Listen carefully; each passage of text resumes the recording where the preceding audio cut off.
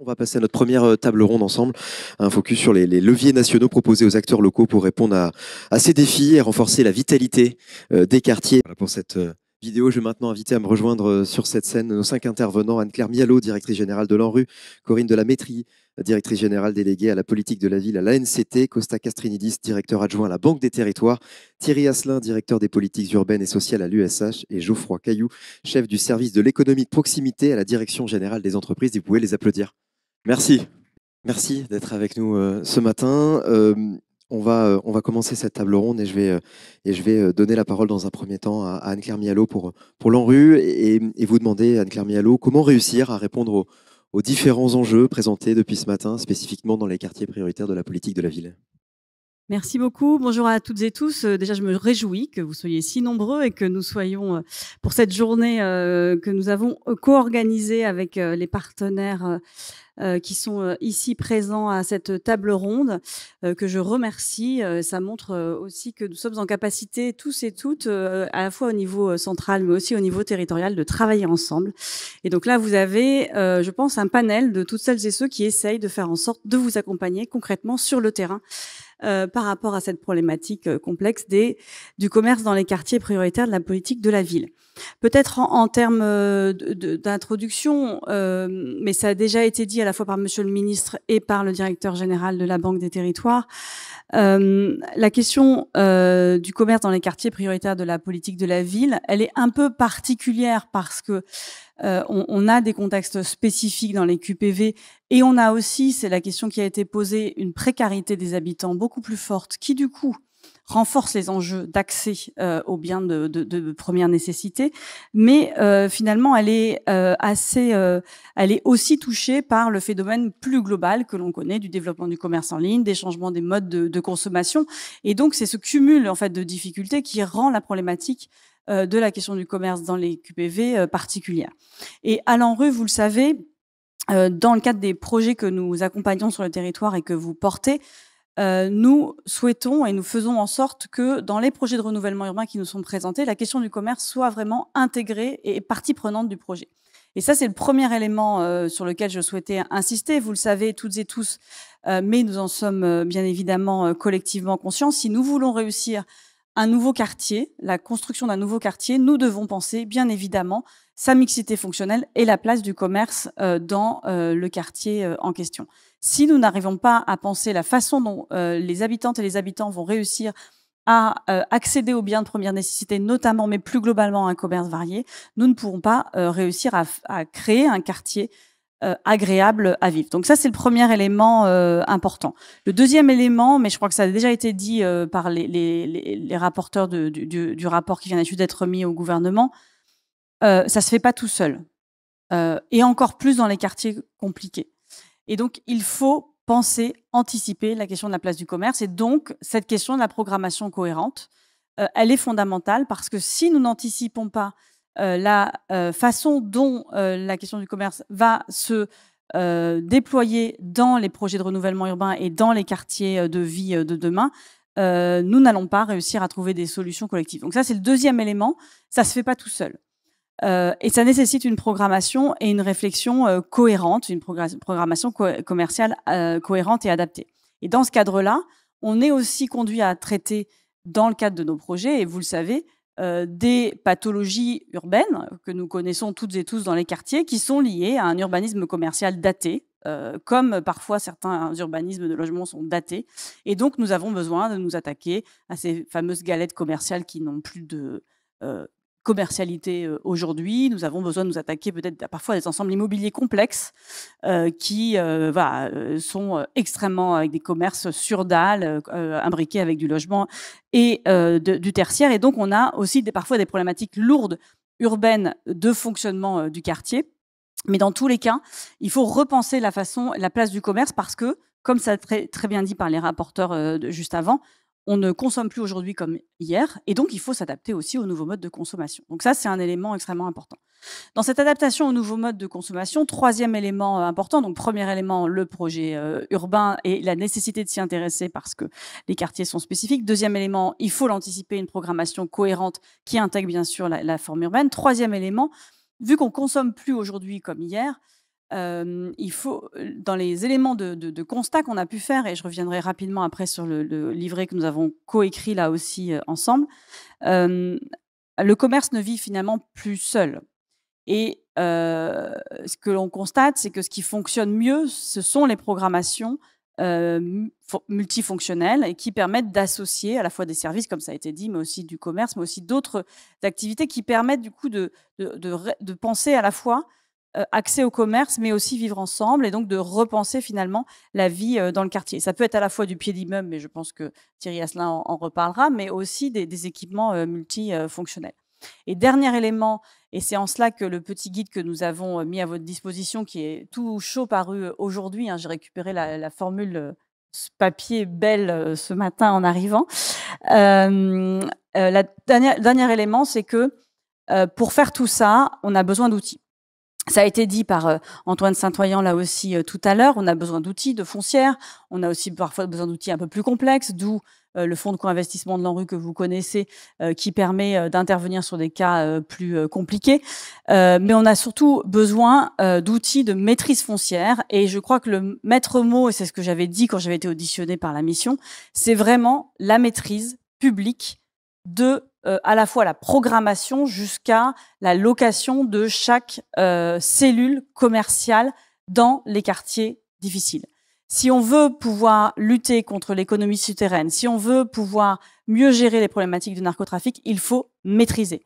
Et donc, ça peut paraître paradoxal pour quelque chose qui est normalement de l'initiative privée pure, parce que le commerce, c'est une initiative privée, mais dans les quartiers, il faut pouvoir maîtriser. D'où l'intérêt des foncières de la Banque des Territoires, d'où l'intérêt de la mise en œuvre par les bailleurs sociaux d'un certain nombre de sujets. Et c'est vraiment le maître mot de cette intervention. Et donc c'est pour ça que par rapport aux quelques éléments généraux pour introduire cette table ronde que je souhaitais redire, c'est un projet urbain cohérent qui intègre ces enjeux, une programmation commerciale pensée très en amont, penser plutôt la mixité fonctionnelle et avoir des outils dans lesquels la maîtrise publique est vraiment importante, au moins au démarrage. Au moins au démarrage. Et pour vous dire que c'est possible, parce que tout ça, ça peut paraître impossible, en fait, si c'est possible, et donc vous avez ça, si vous voulez des exemples, voilà. Il y en a pas mal normalement à l'entrée. C'est un guide qui a été fait avec tous les partenaires que vous avez autour de la table ici, et qui recense plein de projets dans lesquels ça a marché. Pour dire que oui, c'est possible, on va rester positif, comme l'ont été les rapporteurs juste avant, oui, c'est possible, on peut réussir la transformation commerciale. La vidéo parlait du quartier d'Ampalo. J'ai été visiter le quartier d'Ampalo. Effectivement, la transformation commerciale, elle est réelle et le quartier est vraiment transformé. C'est vraiment très intéressant. Mais vous avez là beaucoup d'autres exemples, mais aussi des outils pratiques. On pourra y revenir juste après. Merci beaucoup, Madame Mialot. Costa Castrenidis, pour la Banque des Territoires, quel rôle justement joue la Banque des Territoires face à ces enjeux, aux besoins dans les quartiers prioritaires ? Oui, bonjour à toutes et à tous. Alors, Antoine Saint-Oyen a exposé pas mal de points tout à l'heure, mais peut-être resituer rapidement le rôle de la Caisse des dépôts, de la Banque des Territoires sur cette question. Tout d'abord, vous le savez, la Caisse des dépôts est un des acteurs historiques de la politique de la ville, financeur des grands ensembles, aménageur des territoires, parmi les premiers à avoir pensé finalement les enjeux de renouvellement urbain. Et puis très vite est venue cette conviction qui est la nôtre que c'est bien de travailler sur l'urbanisme et le bâtiment, mais que si on n'arrive pas à travailler sur le développement économique et sur finalement le fait d'offrir aux habitants des quartiers des services de proximité, et pour eux, en réalité, la question du commerce, quand on les interroge, c'est presque un service public, c'est perçu de la même manière. Or, comme l'a dit Anne-Claire, c'est initialement à la base une activité marchande qui dépend du privé. Et donc, très vite, ça nous a amené à travailler sur cet enjeu de mixer le public et le privé et de trouver des outils et des leviers, une boîte à outils, finalement, qui permettent à la fois d'accompagner nos partenaires exécutifs locaux sur le territoire, puisque on l'a vu dans les conclusions du rapport, les endroits où finalement on a trouvé des réponses et des solutions, aussi bien d'ailleurs dans les centres-villes que dans les quartiers, c'est quand il y avait une stratégie territoriale, une implication extrêmement forte des élus et finalement une boîte à outils qui s'est développée pour leur permettre d'exercer leur vision territoriale sur les commerces de leur territoire. Et cette boîte à outils, pour nous, elle démarre finalement à cet endroit-là, c'est-à-dire dans l'accompagnement sur les stratégies locales, les schémas directeurs, enfin, qu'importe les plans, qu'importe le nom qu'on leur donne, mais on a à cet endroit-là la capacité d'accompagner les exécutifs locaux par des crédits d'ingénierie, de cofinancer des études, de mettre à disposition des exemples avec l'ensemble de nos partenaires pour donner à voir les choses qui fonctionnent. Et puis, en fonction de la stratégie, la capacité de pouvoir intervenir à différents endroits. Il y a pour les territoires finalement les plus avancés, la possibilité qu'on intervienne en capital, en fonds propres, en investissement dans les foncières dites de redynamisation. Ces foncières de redynamisation, aujourd'hui, il y en a quasiment 100 sur l'ensemble du territoire. C'est pas la Banque des territoires qui les fabrique, hein. C'est à la base une impulsion et une décision et un investissement local porté par des exécutifs locaux dans lesquels nous, on va apporter de l'ingénierie et on va apporter de l'investissement, du co-investissement pour rendre possible ces foncières.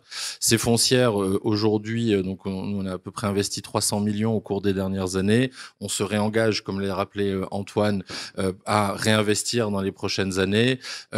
Et 25% des actifs détenus par ces foncières aujourd'hui sont situés dans les quartiers. Le point peut-être intéressant à souligner, c'est que quel est le bon bassin économique finalement, hein? C'est-à-dire, est-ce que on a une réflexion qui porte uniquement sur les QPV? On a vu, ça a été rappelé, qu'il y avait des spécificités dans ces territoires-là, c'est une évidence. Mais néanmoins, le bassin économique doit être, la plupart du temps, un bassin partagé entre le centre-ville et le quartier. Et c'est comme ça qu'on peut envisager une forme de péréquation. Hein, je citerai la foncière de redynamisation de Nîmes.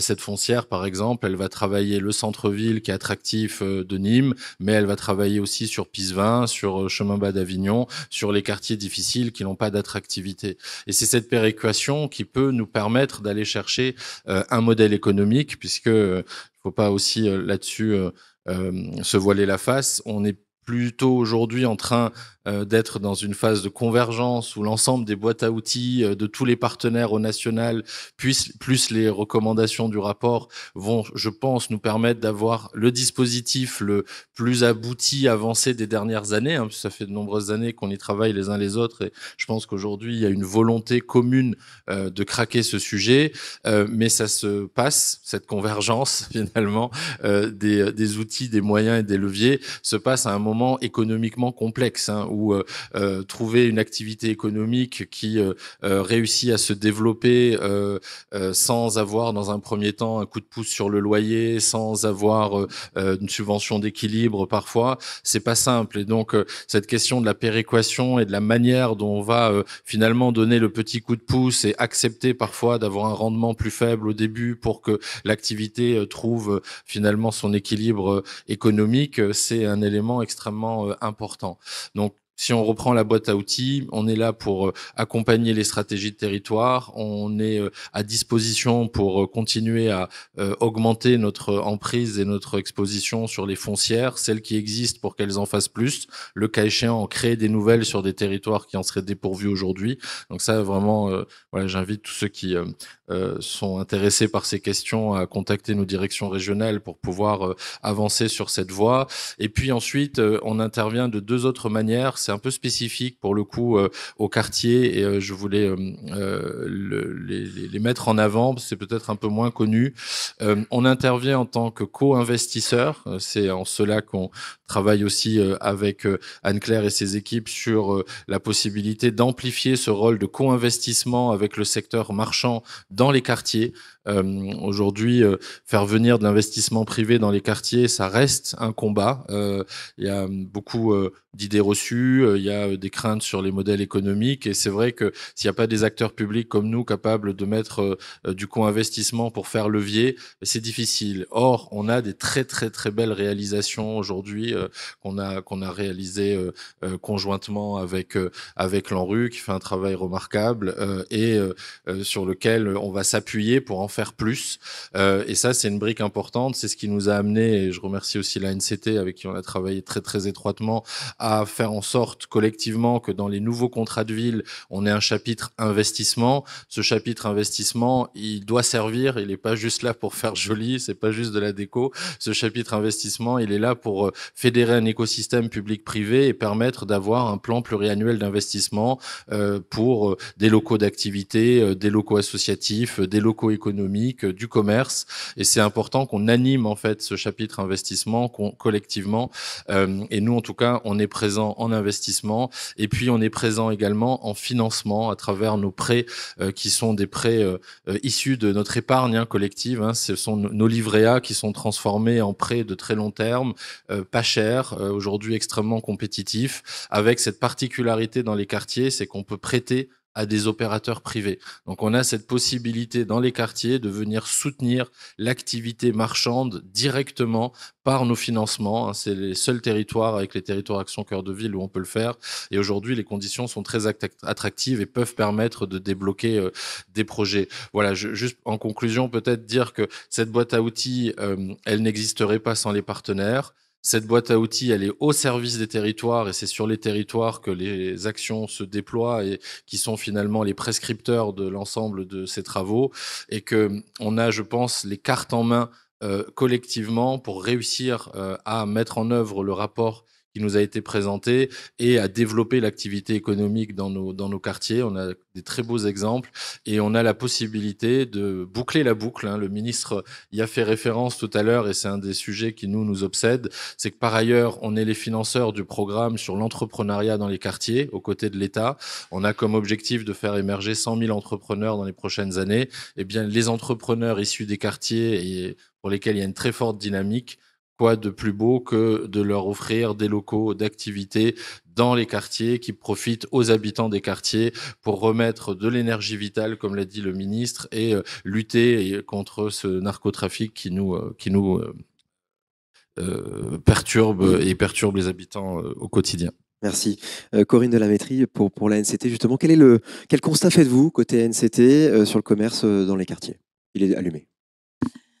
Alors, je vais essayer de ne pas être redondante avec tout ce qui a déjà été dit et à la fois par les rapporteurs, dont je salue la qualité du travail et des recommandations, parce que je crois que c'est un rapport qui sera important et qui fera date. Et puis, ce qui a été dit précédemment, on a quand même quelques chiffres sur les QPV. On sait qu'il y a moins de densité commerciale dans les QPV que dans les unités urbaines environnantes. On sait que les chiffres d'affaires sont faibles. Et on sait que ce sont des activités qui ont des taux de rotation et des taux de vacances qui sont importants. Peut-être qu'on peut quand même resituer, et je rejoins les propos de Costa, c'est-à-dire que le commerce est un service essentiel. Alors effectivement, ce n'est pas un service public au sens traditionnel tel que l'envisage l'État, mais pour les habitants, c'est un service parce que notamment les rapporteurs ont mis l'accent sur les services alimentaires, mais nous on a des enquêtes aussi sur l'accès à une banque qui devient, et le rapport le souligne, une vraie difficulté dans les quartiers. On a la présence de la Poste qui est dans le groupe de la Banque des Territoires et fort heureusement parce que c'est parfois le dernier service bancaire présent en QPV. C'est parfois des sujets d'accès à une pharmacie. Enfin, c'est des sujets vraiment du quotidien des habitants et vraiment de services qui sont considérés comme essentiels. Je rappelle qu'un habitant sur deux en QPV n'est pas véhiculé, n'a pas de véhicule, n'est pas motorisé. Donc, quand vous n'avez pas une offre qui est relativement accessible à proximité, on a la moitié des habitants, leur transport du quotidien, c'est la marche. Voilà. Alors, c'est sans doute très bien pour l'activité physique des uns et des autres et du ministère de la Santé de marcher, mais enfin, quand vous avez vos enfants, vos poussettes, le caddie, bon, c'est un petit peu moins agréable. Donc, on a quand même un enjeu aussi à assurer des conditions de vie qui soient quand même extrêmement dignes pour les habitants. Les outils, on en a parlé. Moi, je pense qu'il y a effectivement d'abord un sujet de ne pas considérer une forme d'inéluctabilité à la fermeture des rideaux. Anne-Claire l'a souligné, on a des exemples de réussite, on en a en la rue. La NCT qui porte l'ex-EPARECA, on inaugure régulièrement des centres commerciaux qui sont souvent dans des programmes d'ailleurs mixtes avec l'ANRU. Et donc, on voit que ça fonctionne. Alors effectivement, ça suppose un investissement de longtemps, enfin sur des temps plus longs. Vous n'aurez pas un taux de rendement sur 7 ans, hein, faut pas, voilà, sur 5 ou 7 ans, c'est des taux de rendement. Et donc, il y a besoin effectivement d'investisseurs qui acceptent d'être dans ce taux d'investissement plus long et avec des garanties. C'est là où l'État aussi a sa place. C'est-à-dire que ces investisseurs-là ont besoin aussi derrière d'avoir des pouvoirs publics qui leur garantissent aussi d'être présents sur le long terme. Donc on a un certain nombre d'outils, on les a cités. Je voudrais peut-être en citer quelques-uns qui sont de l'ordre des outils spécifiques à la politique de la ville dont on n'a pas déjà parlé. L'abattement de TFPB. Je rappelle que c'est un abattement qui est sûr de 30% sur la taxe foncière des bailleurs sociaux et qui doit faire l'objet d'une convention locale où les acteurs, les préfets, les maires, les intercommunalités et les bailleurs vont se mettre d'accord sur un certain nombre de plans d'action. Tout le commerce de proximité est absolument éligible. Toutes les actions qui relèvent du commerce de proximité sont éligibles à l'abattement.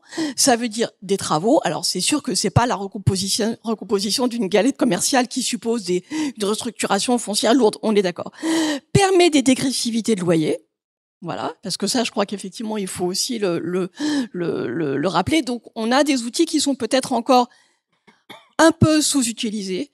Moi, je prends le point sur la question de ce qui a été souligné par les rapporteurs, de l'absence peut-être d'observatoires qui soient vraiment dédiés, sur le fait que peut-être on doit collectivement mieux faire connaître ces outils-là qui existent, qu'on doit avoir des managers de commerce aussi en QPV. C'est le sujet qui est en train d'être déployé avec la Banque des territoires sur les chefs de projet qui vont accompagner les projets de développement économique dans les QPV. On a aussi des managers qui existent par ailleurs sur d'autres dispositifs qui peuvent être mutualisés. Hein. Je pense notamment entre ACV, puisqu'on a des quartiers QPV qui se recoupent avec leur programme ACV, ou des chefs de projet Petites Villes de demain également qui se recoupent avec... Bon, on a aussi un sujet d'ingénierie en gardant en tête qu'il y a le territoire d'analyse et le territoire d'intervention, et qu'effectivement il faut pas les phénomènes commerciaux ils s'analysent pas à l'échelle du QPV. On n'a pas beaucoup parlé des commerces de périphérie, mais ça vaut aussi pour le commerce de centre-ville, c'est-à-dire qu'il y a aussi de la recomposition territoriale à l'échelle des bassins de vie. Peut-être je me permets un sujet qui n'a pas été évoqué ce matin. Le commerce, c'est une compétence compliquée. Alors, je reprends une casquette un peu territoriale. C'est-à-dire que ça reste dans les champs de compétences. Le développement économique est de la compétence des intercommunalités, le commerce est de la compétence des maires. Peut-être, puisqu'on est dans les débats sur la décentralisation et sur un futur. Et je peux vous assurer qu'au quotidien, ça crée parfois, localement, des tensions, et qu'il y a peut-être aussi à réarmer le dialogue entre les communes et leur intercommunalité sur ce sujet-là. Voilà, parce que je pense aussi que on a peut-être souffert d'une vision trop locale, c'est-à-dire où on va aller regarder un commerce sur une rue, là où à un moment donné il y a quand même des phénomènes de recomposition à l'échelle d'un bassin de vie qui s'opèrent et que les stratégies n'étaient pas nécessairement coordonnées. On va avoir un autre sujet spécifique à la politique de la ville, le ministre en a parlé, c'est la réforme des exonérations fiscales et sociales. Alors, on va attendre d'avoir un PLF dûment voté. Je veux juste vous dire que cet article-là du PLF a été voté la semaine dernière quasiment à l'unanimité de l'Assemblée nationale. Je pense que par les temps qui courent, on peut quand même s'en féliciter, mais ça veut dire que les acteurs sont convaincus. Ça veut dire que les administrations centrales qui ont préparé cette réforme l'ont bien faite, mais ça veut dire que le sujet il fait sens. Voilà. Et je crois qu'il y a eu 1 ou 2 votes contre, mais enfin, vous voyez, vraiment, on est voilà. Et je sais que on en discute beaucoup, que les associations d'élus portent cette réforme et que j'ai pas d'inquiétude sur le vote au Sénat. Voilà. Donc on travaille déjà. Il va falloir faire connaître cette réforme de façon très concrète. C'est des exonérations fiscales et sociales, effectivement, pour toutes les implantations de commerce, d'entreprises, d'artisanat, de professions libérales, de santé, par exemple, dans les QPV à hauteur plafonnée à 100 000 € par an. Donc, vous voyez, avec 100 000 € par an, quand même, vous pouvez commencer pour un commerce à vous lancer. Dernière chose, la question des porteurs de projets. Le ministre l'a dit. Ça vaut pour tout un tas de sujets. Mais le commerce revivra dans les QPV par des porteurs de projets qui viendront eux-mêmes des QPV. Ça, ce sont des choses qui sont statistiquement assez établies. On a le même sujet sur les médecins, hein, entre nous. Si vous voulez faire revenir des médecins dans des zones sous-dotées, que ce soit en ruralité ou en QPV, eh ben, il faut aller détecter les aspirants médecins dès le lycée dans les QPV ou dans les zones rurales et les accompagner dans leurs études tout au long de leur parcours de formation. Parce que vous ne ferez pas venir dans les QPV c'est comme ça, un certain nombre de porteurs de projets qui ne le souhaiteront pas et on ne les obligera pas. Donc il faut accompagner des porteurs de projets qui sont du quartier. On a le programme Entrepreneuriat Quartier 2030 qui a été cité, qui vise à accompagner quand même 100 000 créations d'entreprises dans les 4 prochaines années. Et il faut qu'on soit très attentif effectivement au volet commercial de ce programme pour ne pas rater cette marche là de façon très très immédiate. Merci. Voilà, il y aura encore plein de choses à dire, mais je doute. vais en laisser mes collègues. Merci Thierry Asselin. Quel rôle jouent les organismes de logement social dans l'animation, le développement, la transformation de ces territoires? Bien, bonjour à tous et merci de nous avoir permis de participer à cette table ronde. Effectivement, c'est un sujet qui est très important pour nous. Peut-être pour dire comment on voit les choses. Les bailleurs sociaux, c'est des opérateurs de l'habitat. Nous, c'est l'Union sociale pour l'habitat. Les bailleurs, c'est des offices publics de l'habitat, c'est des entreprises sociales pour l'habitat, des coopératives de l'habitat. L'habitat, c'est plus que le logement. Donc, le souci qu'on a, nous, notre objectif, notre mission, c'est de proposer des solutions de logement à des ménages, mais qui vivent bien dans un quartier, dans un territoire. Et du coup, dans ce quartier, dans ce territoire, certes, il faut qu'ils aient un logement de qualité qui correspond à leurs besoins et qui soit abordable financièrement, mais aussi que les gens puissent vivre dans leur quartier et donc puissent accéder à des commerces, à des services publics ou des services privés. Évidemment, pour les bailleurs, c'est ça qui compte, c'est qu'on soit dans un environnement qui réponde aux attentes de ces ménages. De ce point de vue-là, effectivement, dans leur stratégie d'investissement, de développement ou de rénovation, ils se posent la question de est-ce que ces éléments de réussite pour la vie des ménages ils sont présents. Deuxième élément, c'est les acteurs des territoires qui sont présents et qui investissent. Alors, ils investissent très clairement dans l'ANRU, on le dit souvent, mais les premiers investisseurs des projets ANRU, ce sont les bailleurs sociaux, ils portent 60% des investissements. On n'a pas beaucoup évoqué, mais dans les projets cœur de ville, les opérations de logement financées par Action Logement, elles sont très majoritairement portées par les bailleurs sociaux. Et avec la même problématique de, quitte à faire des logements dans un centre-ville, est-ce qu'on a bien les services qui vont avec? Et donc, ils sont très soucieux, effectivement, en tant qu'acteurs de ces territoires, de participer à la réussite du projet urbain, du projet de territoire, et d'apporter leur pierre à l'édifice, d'autant que, vu que ce sont des opérateurs immobiliers, avec une palette d'action assez large, parce qu'ils font... on est très connus pour le logement familial classique, mais en fait, dans le logement locatif, on fait... des résidences étudiantes, des pensions de famille, des résidences sociales, des résidences pour personnes âgées, etc. Les bailleurs font de l'accession à la propriété, en BRS, en accession classique, en PSLA. Ils font du logement intermédiaire. Donc, vraiment, ils ont une palette d'action qui permet en fait d'être des vrais partenaires des collectivités locales, que ce soit dans les centres-villes, dans les quartiers ou ailleurs, on pourrait y revenir si vous le souhaitez, avec du coup une compétence qui s'est très élargie, pas toujours hyper bien diffusée sur la question spécifique du commerce, on pourrait y revenir si vous le souhaitez, mais qui existe, et eux ont à cœur effectivement des partenaires des collectivités pour réussir ça. Et troisième élément, et pas des moindres, c'est que notamment dans les quartiers, en fait, ils sont là. 60% du parc de logement dans les QPV, c'est du parc social. 90% des QPV, il y a au moins un bailleur social qui est présent dans le QPV, parce qu'on a des QPV grands ensembles, mais on a aussi des QPV quartiers anciens, il faut savoir ça. Et en tout cas, là où ils ont beaucoup de patrimoine, ils ont hérité du patrimoine des années 60-70, des grands ensembles dans lesquels a grandi le ministre, comme il l'a indiqué, avec effectivement des locaux au rez-de-chaussée, qui sont de très, très grande diversité. En fait, certains d'entre eux étaient effectivement les commerces des années 60 qu'il faut reconvertir et qu'on peut reconvertir grâce à l'ANRU. D'autres étaient des locaux communs résidentiels pour les associations qui ont perdu leur vocation. Et donc, du coup, eux, ils ont un souci qui est que ce soit utile.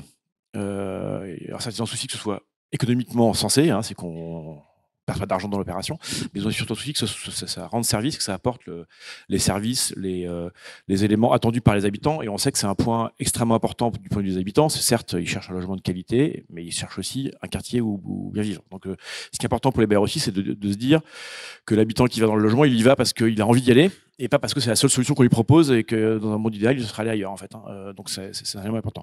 Donc la question des rez-de-chaussée qui ont beaucoup été travaillés dans le cadre du rapport, c'est un sujet qui fait que nous travaillons beaucoup parce que il y a beaucoup de choses qui marchent bien. Enfin, en général, quand il y a des choses qui fonctionnent, on se dit pas que c'est du bailleur social. On se dit c'est l'association, c'est le commerce. Par contre, quand le rideau est fermé, on se dit mais que fait le bailleur quoi ? Nom de Dieu quoi.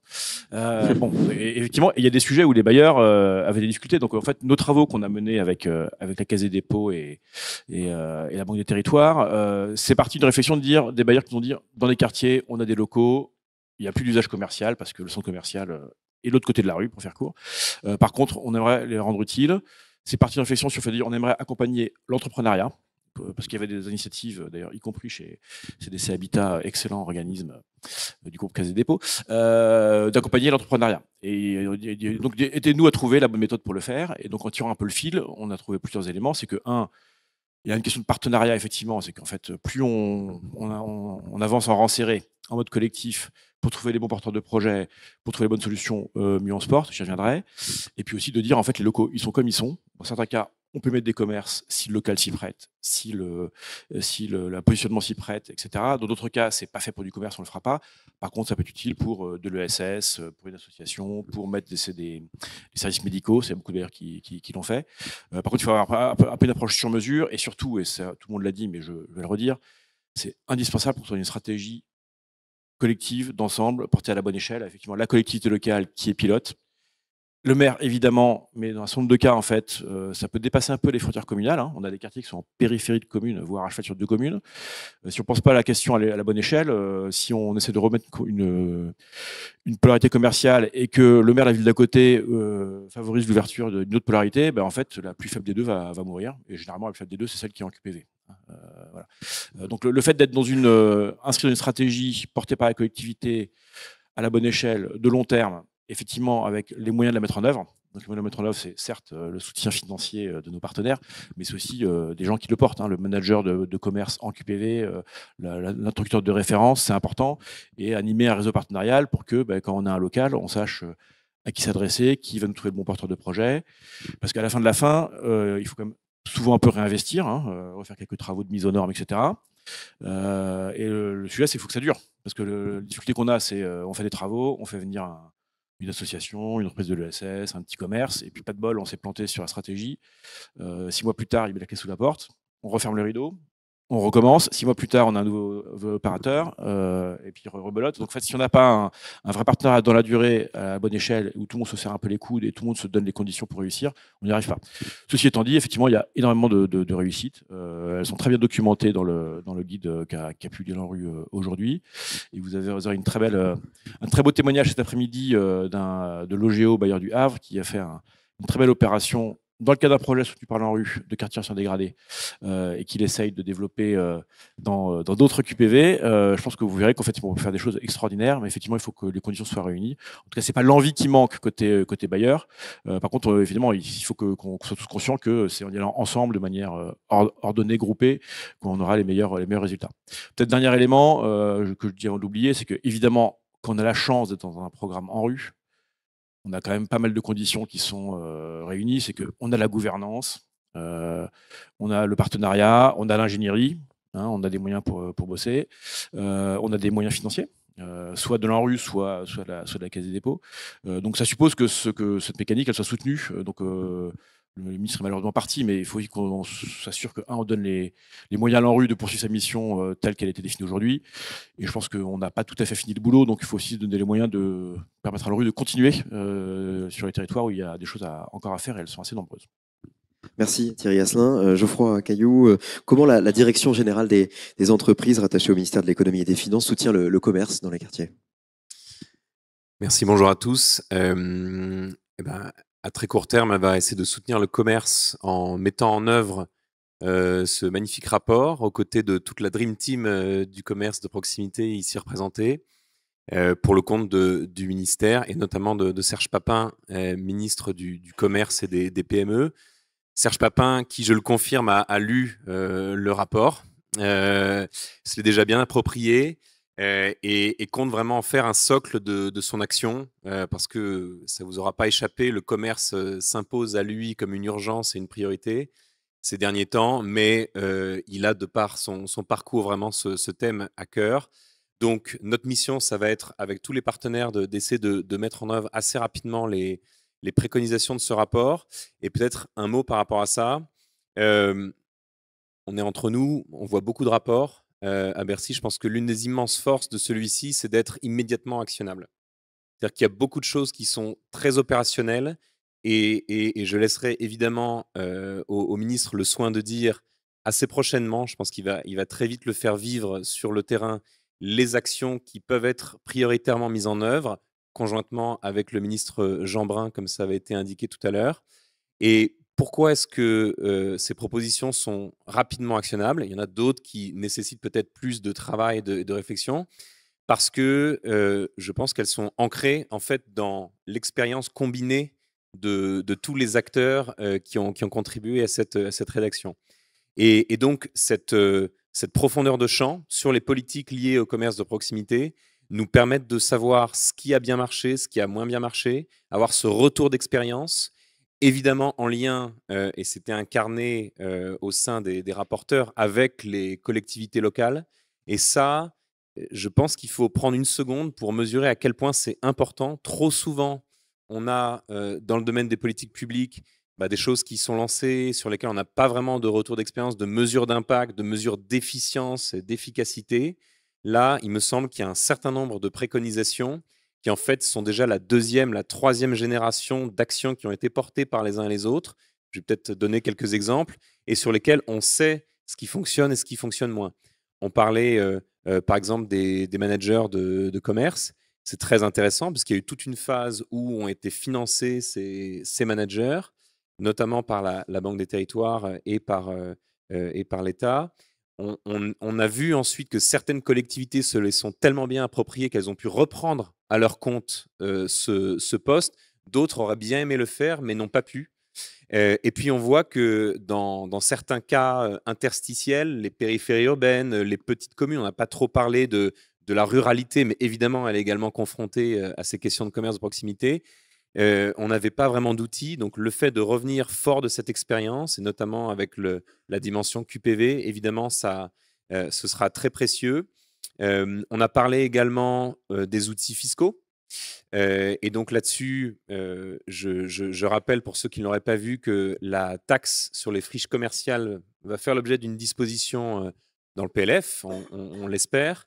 Et là encore, on s'est intéressé à décortiquer, pour pas dire autopsier, le succès, on va dire, mitigé de l'outil. Il existe, donc déjà, premièrement, on ne réinvente pas la roue, on regarde ce qui existe.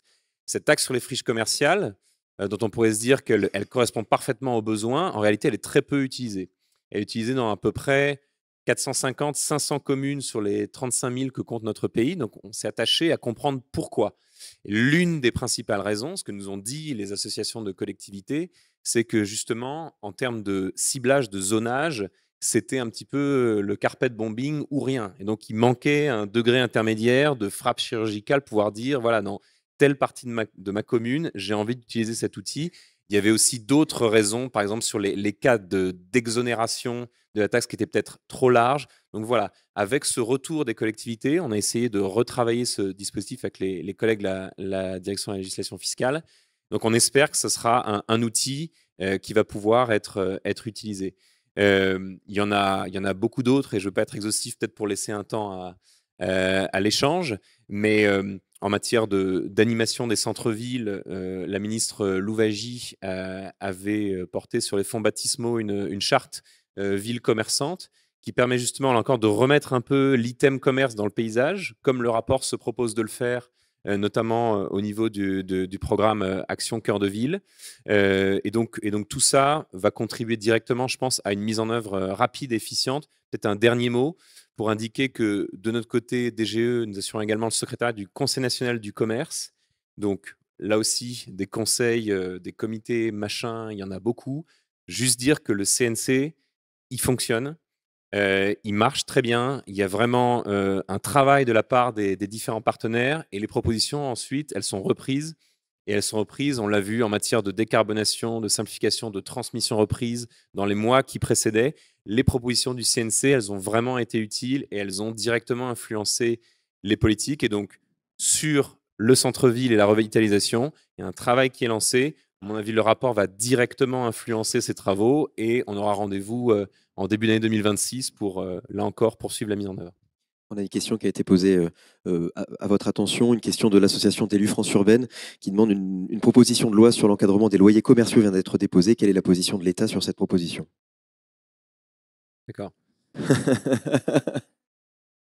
Exactement.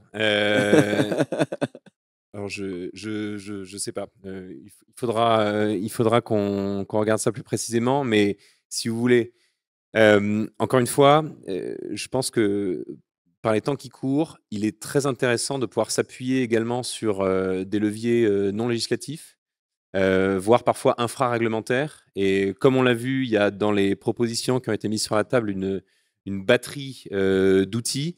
Et c'est ça aussi, je pense, qui fait la vitesse. Et avec tout le respect qu'on doit avoir pour la vie parlementaire, elle connaît ses vicissitudes et par les temps qui courent, parfois, ces délais, ces rebondissements. C'est très bien qu'il y ait aussi certains outils qui soient directement à la main, je crois qu'on l'a mentionné tout à l'heure, à la main des collectivités, redonner du pouvoir aux maires pour raccourcir la chaîne de décision et pouvoir directement influer sur ces politiques. Une question, mais la plus globale pour nos intervenants. Au-delà des aides pour le démarrage de nouvelles activités commerciales, quels sont les dispositifs existants ou à venir pour le maintien des activités commerciales existantes dans un contexte de fragilité économique et de transformation des modes de consommation? Pour cette question, qui souhaite répondre?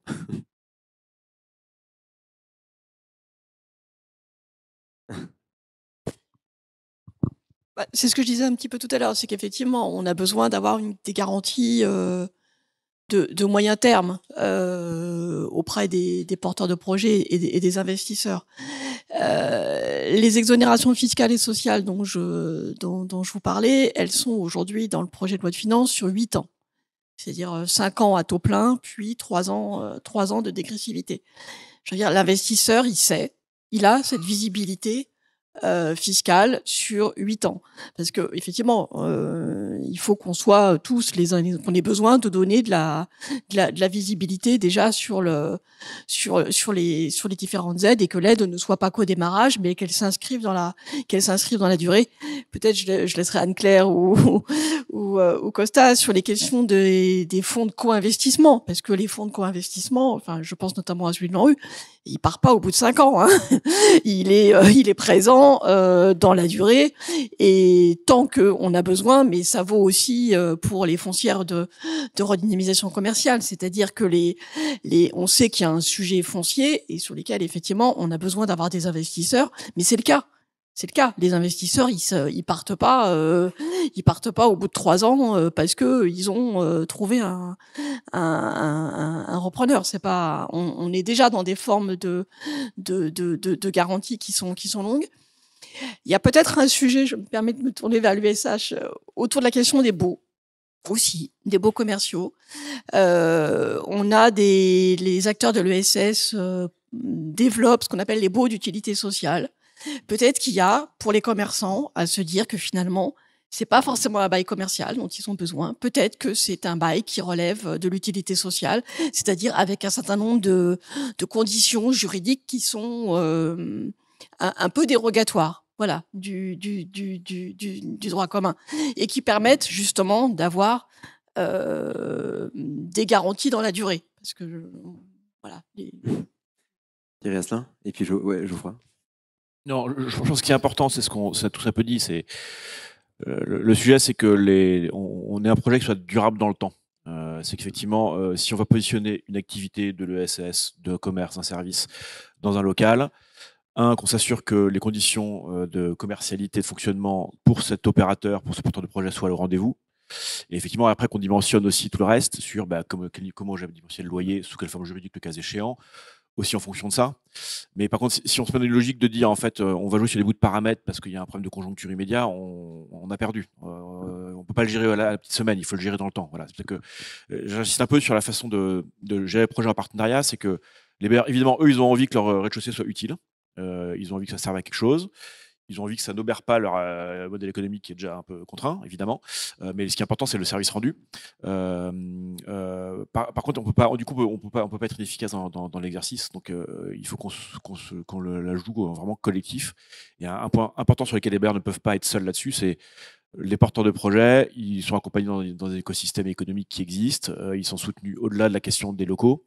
Quand on va mettre tel porteur de projet dans tel local, c'est bien de se rassurer tous ensemble que, effectivement, il est sur lui un projet qui tient la route, et que deux, il sera aussi soutenu en cas de difficulté, voilà, de différentes manières, voilà. Mais qu'on ne fasse pas tout reporter juste sur la seule question de l'immobilier, qui est un moment décisif et important, mais qui ne peut pas être la seule élément de l'équation dans l'opération. Et surtout, je plaide pour que les gens se parlent, les acteurs restent bien alignés. Nous, ce qu'on dit aux bailleurs, c'est organisez-vous pour être en capacité de discuter avec vos partenaires, avec la collectivité locale, et ayez un chef de projet qui soit compétent et en dialogue avec eux.